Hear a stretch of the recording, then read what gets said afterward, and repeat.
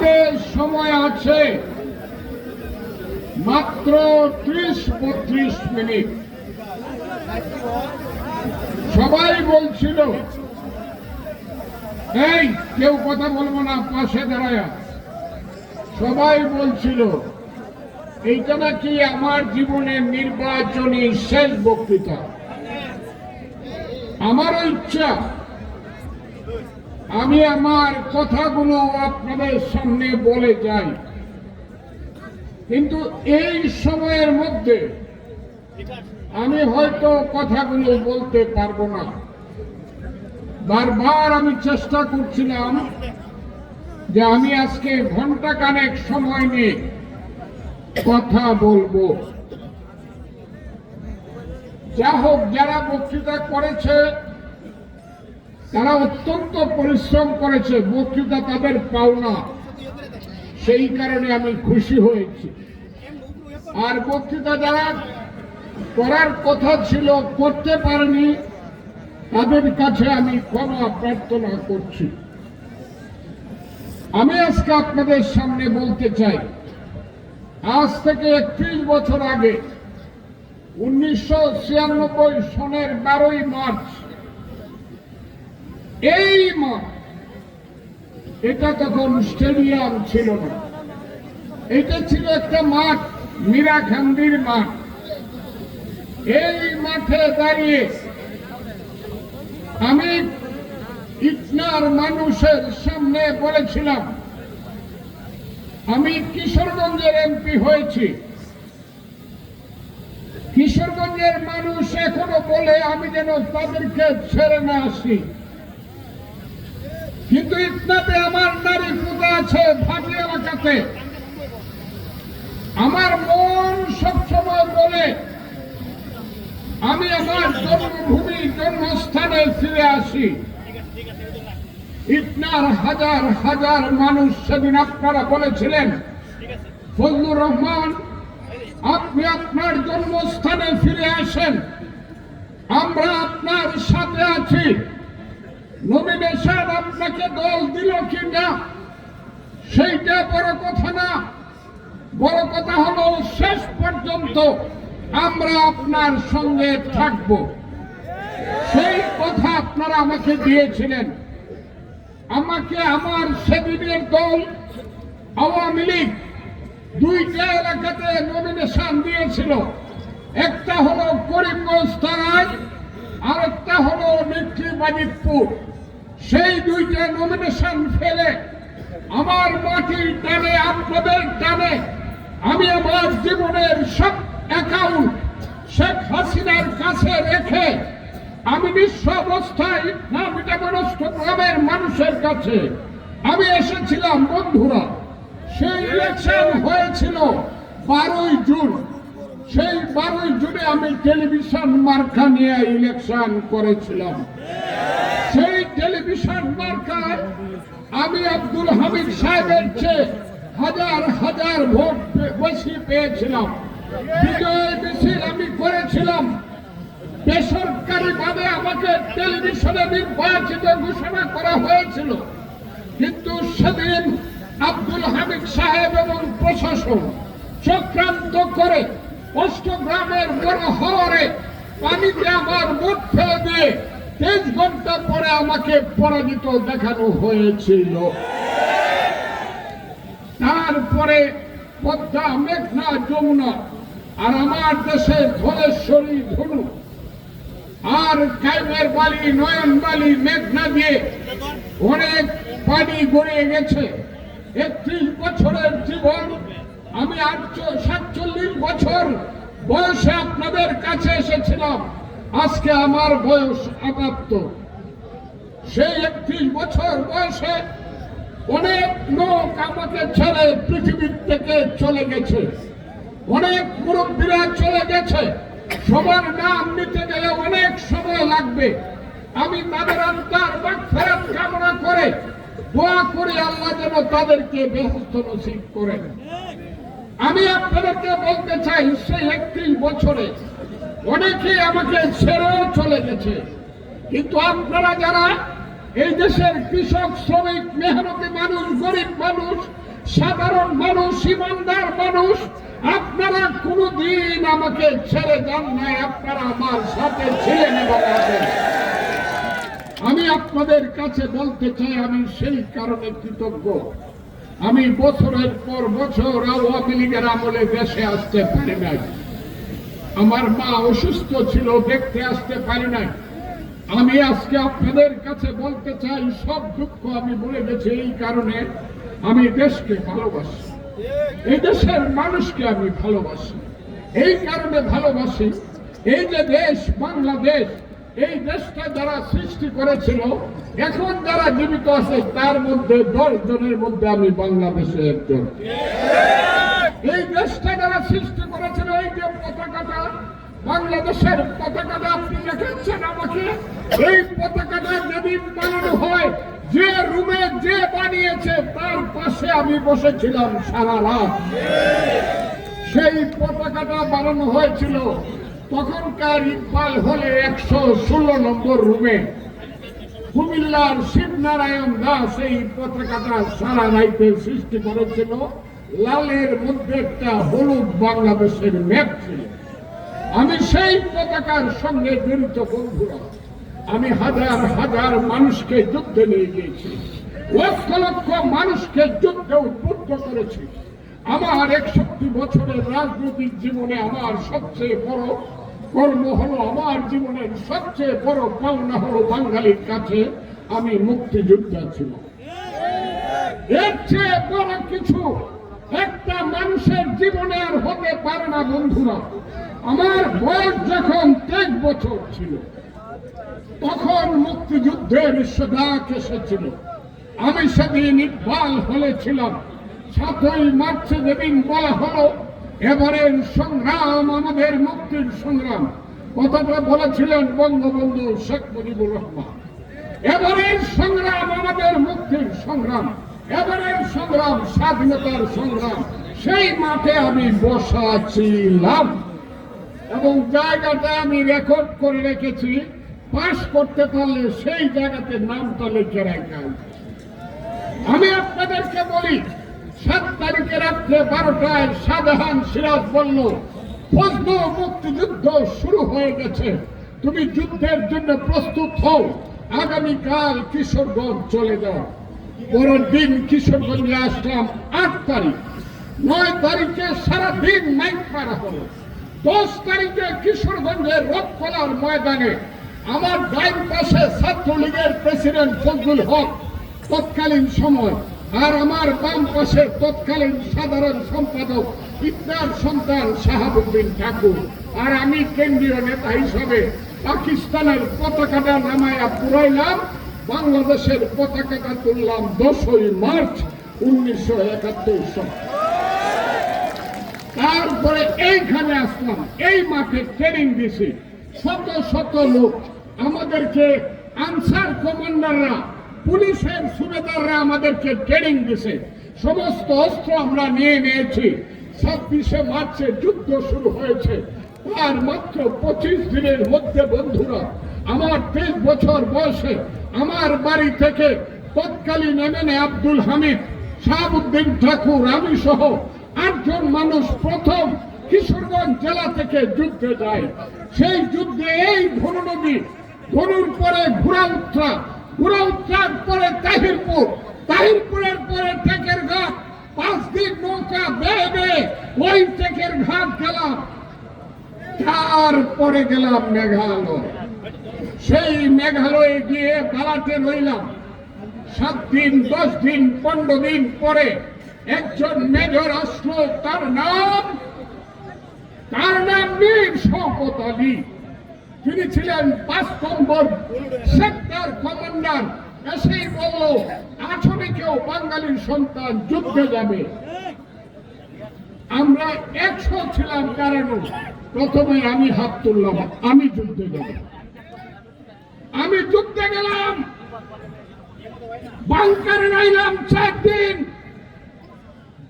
জায়গাটার নাম হলো তাবাবিল জাফলং। ওই এলাকাতে পাকিস্তানিরা আর আমরা ইন্ডিয়ার পারে ডাউকিতে 4 দিন যুদ্ধ করার পরে মীর শওকত আলী বলল, তুমি ফিরত যাও। আমি আবার বালটে ফিরত আসলাম, তারপরে আমি ট্রেনিং এ গেলাম, ভিতরে আসলাম, সেই কথা নাই বা বললাম। আমি ট্রেনিং এ গেলাম এখান থেকে ২৫০০ কিলোমিটার দূরে, দিল্লির থেকে ৫০০ কিলোমিটার দূরে, তার নাম দেরাদুন টান্ডুয়া। সেইখানে আমি ট্রেনিং দিলাম, ট্রেনিং দিয়ে আইসা কমান্ডার হইলাম। ওই মেঘালয় সেক্টরে যুদ্ধে যুদ্ধে জীবন বাংকারে কাটালাম। বাংকারে থেকে দেখে দিনের পর দিন, মাসের পর মাস, আষাঢ় শ্রাবণের বৃষ্টি পড়ে রাতে অমানুষার অন্ধকারে যুদ্ধ করলাম। পাকিস্তানিদেরকে রক্তের সাগরে ডুবিয়ে দিলাম। বাংলাদেশের সৃষ্টি করলাম। বন্ধুরা, ১৬ই ডিসেম্বর এই দেশ স্বাধীন হলো, এই দেশ বিজয় হলো, বিজয় দিবস হলো ১৬ই ডিসেম্বর। এখন ৫-৫০ বছর পরে আমাকে শুনতে হয় এই দেশে নাকি কোনো যুদ্ধ হয়নি। কে বলে যে রাজাকার আমার সঙ্গে পরাজিত হয়েছে? আমাকে দেখলে ৭ মাইল দূর থেকে দৌড়ে যায় তোকাদের রাজাকার। এই রাজাকারে এখন রাজাকার মারা গেছে তার ছেলে বলে যুদ্ধ হয় নাই। এইটা নাকি চক্রান্ত ছিল, বাংলাদেশ নাকি হয় নাই। আমি আজকে আপনাদেরকে জিজ্ঞাসা করি, এই কথা যখন জামাত শিবির রাজাকাররা বলতে শুরু করলো বাংলাদেশ নামে কোনো দেশ হয় নাই, আমি তখন মনে মনে চিন্তা করলাম, এর যদি প্রতিবাদ না করি তাহলে আল্লাহ আমার নামে মহা পাপ লিখবে।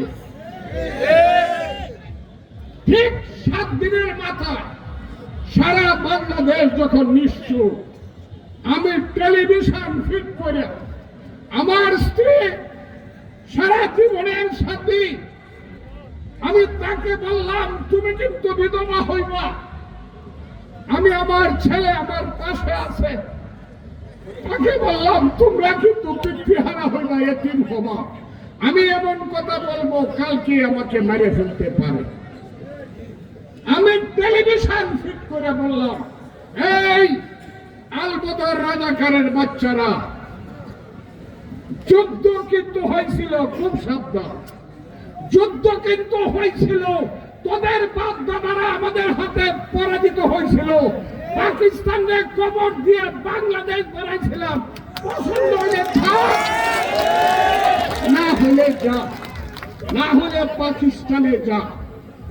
এই কথা যখন 2 দিন বললাম, সারা পৃথিবী থেকে বাঙালিরা বলল ফজলু ভাই আপনাকে মেরে ফেলবে, সাবধান। আর আমি বললাম মারার দায়িত্ব আল্লাহ কাউকে দেয় নাই, মারার টিকিটটা আল্লাহ নিজের হাতে রেখে দিচ্ছে। আমি বুক ফুলায় হাঁটলাম, আমার বাসায় ডাক হইল, কুৎসিত গালাগালি করলো, আমি কিন্তু হটলাম না। আমাকে বলা হইল ফজল পাগলায় কি কর, আমাকে পাগল বলার চেষ্টা করা হইল, আমি কিন্তু পিছু হটলাম না। তারপরে বলা হলো ফজল পাগলা তো মুসলমান না, এ আলিমরারে গালাগালি করে। আমি বললাম আরে জামাতে ইসলাম যদি আমির হয় তাহলে কাফির কে?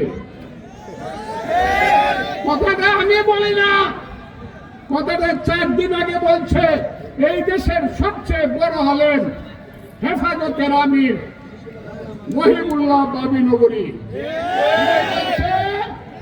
জামাতকে ভোট দেওয়ার চেয়ে কাফেররে ভোট দেওয়া ভালো। বায়তুল মুকাররমের খতিব তিনি বলছে জামাতের চেয়ে কাফের ভালো, আমি না। তারা বলল ফজলুর রহমানের জানাজা পড়া যাবে না, কিন্তু হাজার হাজার মৌলানা আমার পাশে দাঁড়াইল, কারণ মৌলানাদেরকে আমি রাখি মাথার উপরে, আলিম উলামা আমার মাথার তাজ। কিন্তু জামাতের যারা আলবদর রাজাকারের নামে মৌলানা করে, এরা আমার কাছে কাফের এবং মুনাফিক। আমি আপনাদেরকে বলতে চাই বন্ধুরা, এই যুদ্ধটা প্রথম আমি শুরু করলাম, কথাটা ঠিক না বেটি?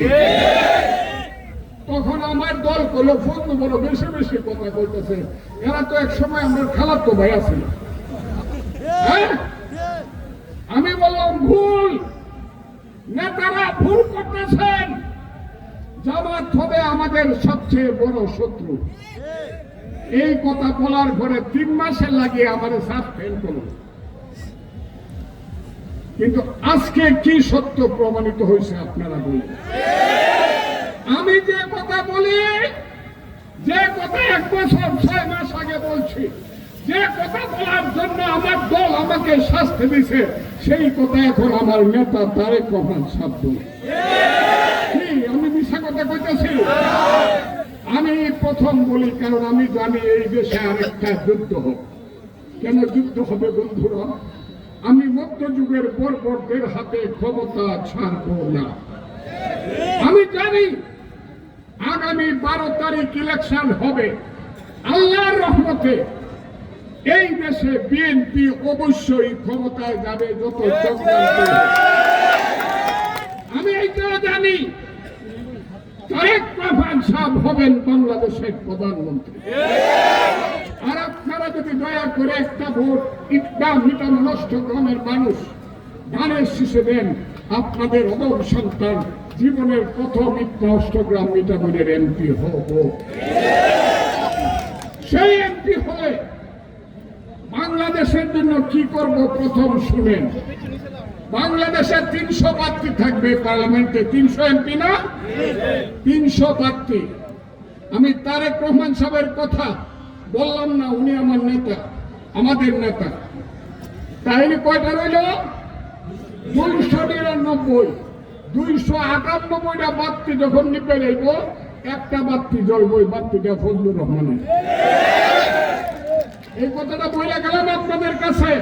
এই কথাটা অস্বীকার করার মতো কোন বাঙালি 18 কোটি মানুষের মধ্যে নাই, আমার দলেও নেই।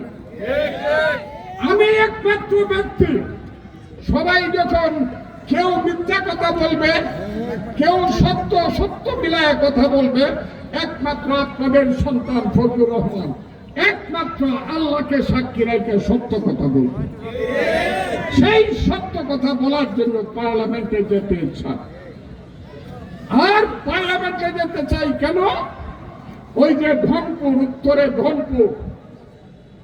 ধনপুরের উত্তরের গ্রামটার নাম হলো দৈল। ওই যে আমার হরিপুর, রায়চুটি ইউনিয়নের হরিপুর, আর দক্ষিণে বাঙ্গাল পাড়ার বাগাইয়া 60 কিলোমিটার জায়গা। এই জায়গাটাকে আমি সোনার সংসার বানাইতে চাই বন্ধুরা। আমি যদি এই এলাকার এমপি হই, এই এলাকাতে অশান্তি হবে না, না না। আমি যদি এমপি হই, এই এলাকাতে শিক্ষিত মানুষ, ভালো মানুষ, জ্ঞানী মানুষ, মাস্টার, ডাক্তার, উকিল, মৌলভী সাহেব, মুদাররিস সাহেব, সমাজকর্মী, ভালো মানুষ বুক ফুলাইয়া ইটনার রাস্তা দিয়ে হাঁটবে। আর খুনি যারা, সান্দাবাজ, ধান্দাবাজ, লুটেরা, মদখোর, গাঁজাখোর, খুনি, তাদের বাড়ির ঠিকানা হবে জেলখানায়। খুব ক্লিয়ার কথা বলে যাচ্ছি। আমার কিন্তু কোনো চাওয়া পাওয়ার নাই, কোনো টাকা পয়সারও দরকার নাই, কারো কাছ থেকে কমিশন খাওয়ারও দরকার নাই। এখানে আমার 2 ছেলে আছে, বড় ছেলে আছে। যেহেতু সে সরকারি চাকরি করে, বক্তৃতা করে নাই। আমার ছেলে আছে, সে বড় চাকরি করে ব্যাংকে। এই ছেলে ব্যারিস্টার, ছোট ছেলে ব্যারিস্টার। আমার ওয়াইফ সিনিয়র উকিল সুপ্রিম কোর্টের, আর আমি হলাম সিনিয়র অ্যাডভোকেট। বাংলাদেশে 1 লাখ উকিলের মধ্যে 100 সিনিয়র অ্যাডভোকেটের মধ্যে আমি একজন। কথা কইলেই 50,000। দেহা নেই নাই মানুষের কাছ থেকে, নেই নাই নষ্টগ্রাম মানুষের কাছ থেকে, দেহা নেই নাই। কাজে আমার টাকার কোনো দরকার নাই। আমার টাকার আরেকটা ব্যাংক আছে, আমার একটা ব্যাংক আছে, জানিয়ে রাখেন। ওই ব্যাংকটা আমেরিকাতে, সেটা হলো আমার মেয়ে, তার নাম ইন্দিরা রহমান। সে এখন ওয়াশিংটনে অ্যাটর্নি। একজন অ্যাটর্নি বছরে কত কোটি টাকা রোজগার করে, যারা জানেন তারা জানেন। কাজে টাকা আমার কাছে সাদা কাগজ। ঘুষ খাওয়া হবে না, সুদ খাওয়া হবে না, কমিশন খাওয়া হবে না। খুব ক্লিয়ার কথা কয়ে দে, থাকবেন রায়টুটি, আসবেন এখানে, নেতৃত্ব করবে, ইফতার অন্যায়কারী তারা হবে না। রায়টুটির নেতৃত্ব রায়টুটির মানুষ করবে, বাদলার নেতৃত্ব বাদলার মানুষ করবে। 9টা ইউনিয়নের নেতৃত্বের দায়িত্ব আপনারা যার যার ইউনিয়নে নেবেন, এর বাইরে কোনো কাজ হবে না। আমি এই এলাকাটাকে একটা সুন্দর এলাকা হিসাবে করতে চাই। আমি এখানে শিক্ষা প্রতিষ্ঠান করতে চাই, আমি এখানে কলেজ করতে চাই, ইউনিভার্সিটি করতে চাই, হাসপাতাল করতে চাই। আপনারা রাজি? আমি এখানে শিক্ষা, আধুনিক শিক্ষা দেবো। কইলেন মাদ্রাসা, তো কইলেন না, মাদ্রাসা করতে চাই, মাদ্রাসা করতে চাই। যদি দাম দেয় তাহলে উড়াল সেতু হইল।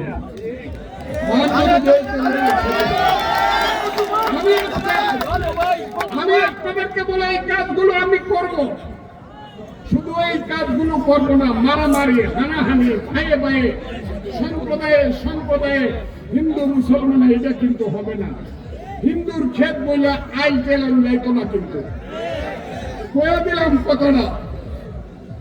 হিন্দু মুসলমান 10,000 বছর যাবৎ বাঙালি জাতির দুইটা হাত। হিন্দু নয়, ওরা মুসলিম। জিজ্ঞাসা কোন জন কান্দারি বলো, ডুবিছে মানব সন্তান আমার মা। হিন্দু মুসলমান দুই ভাই, এক হাত কাইটা ফেললে আরেক হাত যেমন কাজ করতে পারে না, হিন্দু মুসলমান একসাথে না থাকলে একটা দেশ গড়ে উঠতে পারে। এইখানে হিন্দু তার ধর্ম পালন করবে, তার অধিকার পালন করবে, কেউ বাধা দিতে পারবে না। মুসলমান আসসালাতু খায়রুম মিনান নাওম বলার সঙ্গে সঙ্গে ফজরের নামাজ পড়তে যাবে নির্বিবাদে। আর হিন্দু ঘন্টার ধ্বনি শোনার সঙ্গে সঙ্গে সে যাবে তার মন্দিরে, কেউ তাকে বাধা দিবে না। বাকি এলাকা হবে হিন্দু মুসলমানের মিলন স্থল। এই মাঠে ওয়াজ মাহফিল হবে এবং সব সময় হয়, আমি দেখতেছি, খুব খুশি। কিন্তু এখানে কিন্তু বাউলা গানও হবে, এখানে বাউল গান হবে। কারা কারা হাত তুলন্ত দেখি, বাউল গান হবে, বাউল গান হবে। কারণ বাউল গান মানুষের দিলকে পরিষ্কার করে। এইখানে কিন্তু নাটক হবে, এইখানে কিন্তু খেলাধুলা হবে, ফুটবল খেলা, ক্রিকেট খেলা হবে। আর বর্ষাকালে ইটনাতে আগে প্রতি বছর নাও দৌড়ানি হইতো, এটা কিন্তু আমি ইটনাতে চালু করব। তুমি, আমি তো নোয়ালের মাইয়া, তুমি তো সুজনা নাইয়া রে, নাইয়া নষ্ট করলা দুধের বান্ড সয়ারে, সুজন নাইয়া পার করো। শুনছেন? গান হবে, মানুষের মন পরিষ্কার হবে, মানে খেলা হবে, সব কিছু হবে। আর বাংলাদেশের রাজনীতি ফজলুর রহমান সেন্টার ফরওয়ার্ড হিসাবে খেলবে। কথাটা বলে দিলাম, খুব ক্লিয়ার। ফজলুর রহমান কিন্তু বাংলাদেশের রাজনীতিতে যতদিন বেঁচে থাকবো সেন্টার ফরওয়ার্ড হিসাবে খেলবে। মুক্তিযুদ্ধের প্রশ্নে আমি কোনো আপোষ করব না। নাকি আপনারা আপোষ করতে চান? যদি না চান, আমি এলাম একটা ভোট চাই। এইটাই হলো মূল টিকেট, খেলার মূল দাবি একটা আমার। আপনি মুক্তিযুদ্ধ চান না রাজাকার চান? আচ্ছা, যারা যারা মুক্তিযুদ্ধ ভালো মনে করেন তারা হাত তুলেন তো দেখে, তারা হাত তুলেন দেখে, হাত তালি দেন।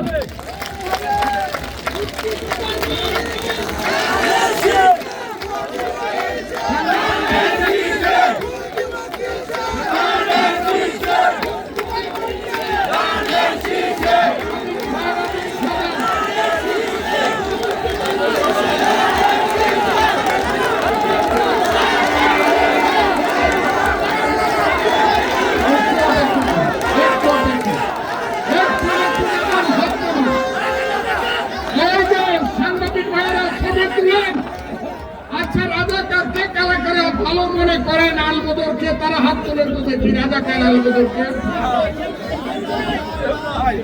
আছে। তাইলে মুক্তিযুদ্ধ ভালো ছিল, মুক্তিযুদ্ধ ভালো ছিল। যারা মনে করেন আবার হাত তুলেন, সাংবাদিকরা ছবি তুলেন, সাংবাদিকরা ছবি তুলেন। এটাই আমার ইলেকশন।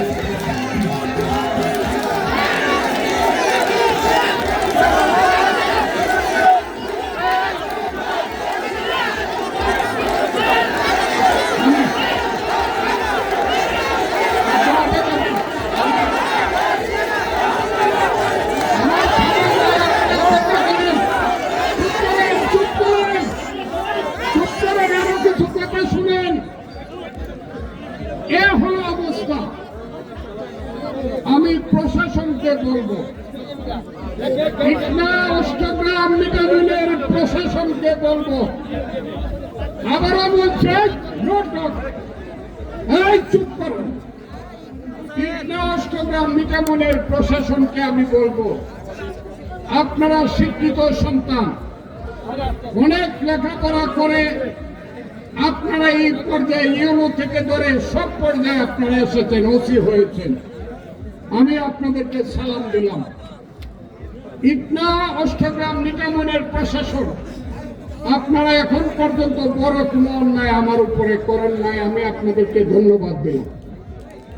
এবং আজকের যে মিটিং, এই মিটিংয়ে আপনারা যে সহযোগিতা করছেন, সামরিক বাহিনী, বেসামরিক বাহিনী সহ যারা আছেন থানা থেকে এবং সিভিল বাহিনী সহ সবাইকে আমি ধন্যবাদ দিলাম। কিন্তু আপনাদের নির্বাচন কমিশন কইছে এমন একটা ইলেকশন করবে যে ইলেকশন আগে কোনোদিন হয় নাই, কইছে না?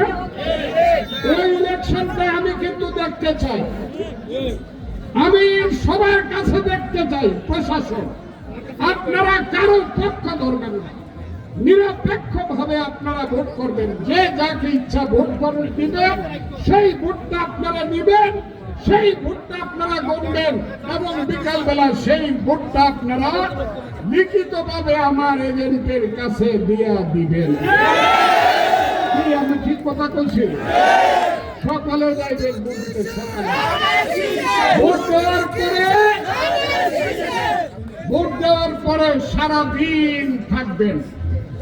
সন্ধ্যার সময় আপনি সেইখান থেকে এজেন্টের মাধ্যমে রিজাল্টের কাগজটা নিয়ে আসবেন, ঠিক আছে? কতটা এর বাইরে যদি কেউ দিয়ে ধমক দেয়, ভোট দেওয়া যাইব না। আর কি হইব জানেন? আর কি হইব জানেন? ওই যে জামাতের বুরকাওয়ালিরা যারা, এরা এক একজনে একটা ভোট দিব আর দুইটা ফল ভোট নিয়ে যাইব ভিতরে করিয়া। এটা কিন্তু কয়ে দিলাম আমি, চুরি করা ছাড়া এদের জামানত বাঁচবে না।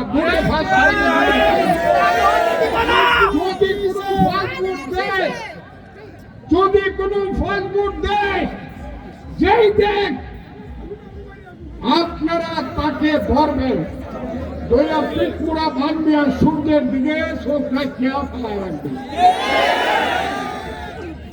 কোন ফল ভোট হবে না, বাজে কাজ হবে না। কাউরে ডরান, কাউরে ডরান। আমি আছি, আমার নাম ফজলুর রহমান। আমার বাপের নাম যদি সত্য হয়ে থাকে তাহলে আমি নির্ভয়ে আপনাদেরকে ইলেকশন করার কথা বলি, আমি আপনাদের পাশে আছি। আমি আপনার সন্তান। জীবনে আর কোনোদিন আমার বয়স 5 বছর, 7 বছর, 10 বছর হবে না। এই ইটনা হাই স্কুলে আমি লেখাপড়া করেছি। 59, 60, 61, 62, 63, 64 সালে আমি মেট্রিক পাস করেছি। এই ইটনা হাই স্কুল থেকে আমি জীবন ইটনা হাই স্কুল থেকে পাস করে গুরুদয়াল কলেজে লেখাপড়া করেছি। এই মাঠে আমি ফুটবল খেলেছি। কত লোক ছিল, সালাম দিয়েছে, আমার সারেরা ছিল, চলে গেছে। আমি আজকে ইটনার মাটিতে এই কবরস্থানের সামনে দাঁড়িয়ে, এই কবরস্থানের সামনে দাঁড়িয়ে এই সন্ধ্যাবেলায় আপনাদের সামনে আমি বলছি, আমার বয়স শেষ হয়ে গেছে। আপনাদের বয় আমি বেঁচে এসেছি, আমার বয়স শেষ হয়ে গেছে। আমি হয়তো আর জীবনে কোনোদিন আপনাদের কাছে ভোট চাইতে পারবো। আমার জীবনের শেষ ভোটটা আপনারা আমাকে একটু দিতে পারেন না বলেন? শেষ ভোট আপনারা আমাকে দেন।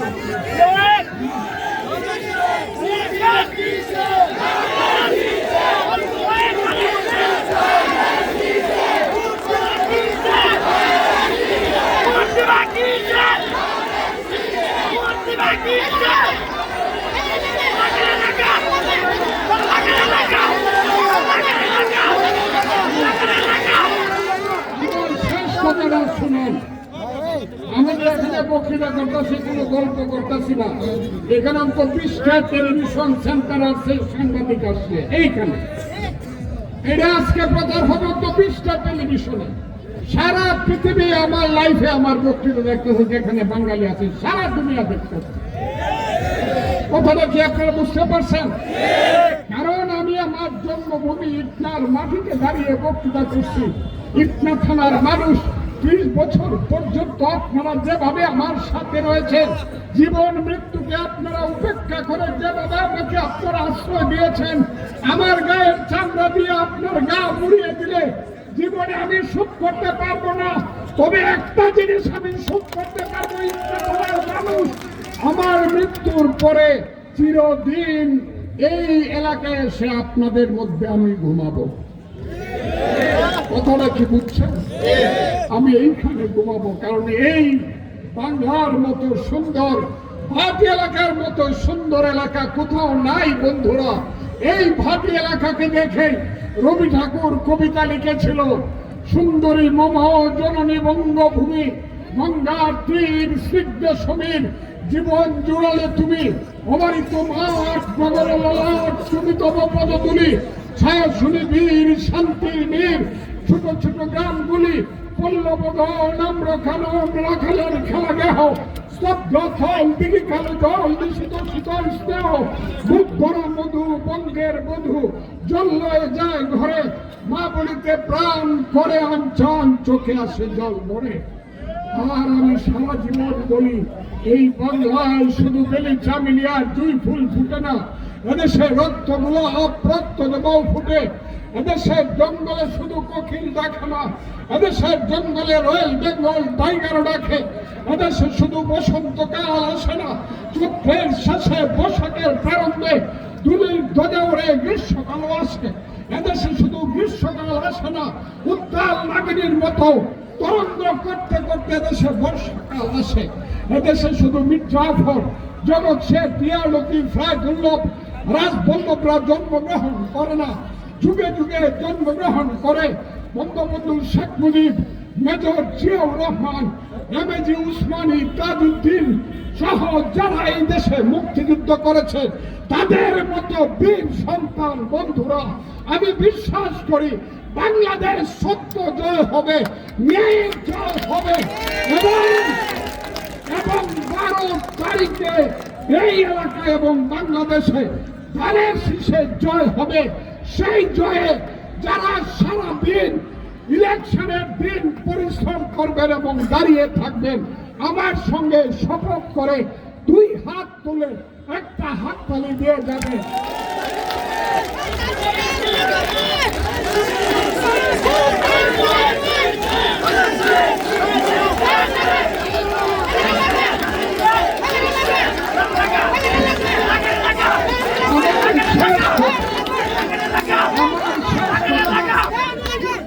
সাংবাদিকদের যারা আসছেন, আমি আপনাদের জানেন কোনো প্রতিকার দিতে পারবো না, আমি কৃতজ্ঞতা জানাই না। আমার সাংবাদিকদের পক্ষ থেকে একটা প্রশ্ন, গত কয়েকদিন আগে ডাক্তার শফিকুর রহমান উনি বলেছেন বাংলাদেশের স্বাধীনতার যে ঘোষণা সেটা কে দিয়েছেন, এটা কি ওনার কথাটা সত্য না মিথ্যা, এটা একটু আমরা জানতে চাই।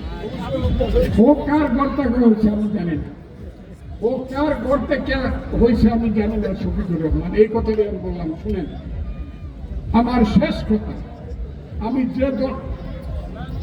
যে দলটার থেকে আমাকে নমিনেশন দেওয়া হয়েছে, সেই দলটা যিনি সৃষ্টি করেছেন তার নাম কি?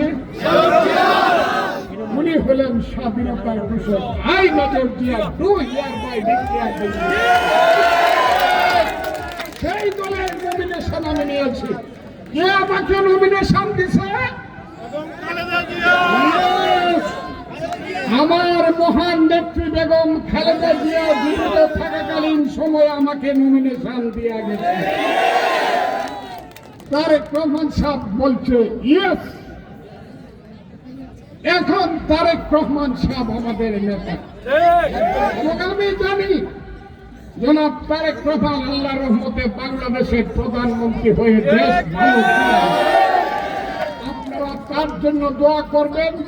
আমার দল বিএনপি ইনশাল্লাহ 12 তারিখে জয়লাভ করবেন। আপনারা যারা কষ্ট করে বিভিন্ন ইউনিয়ন থেকে হাজারে হাজারে মানুষ এসেছেন, ইফতার মানুষ যেটা জীবনে দেখে নাই, সেই কারণে আমি আপনাদেরকে ধন্যবাদ, কৃতজ্ঞতা এবং অভিনন্দন জানাইলাম।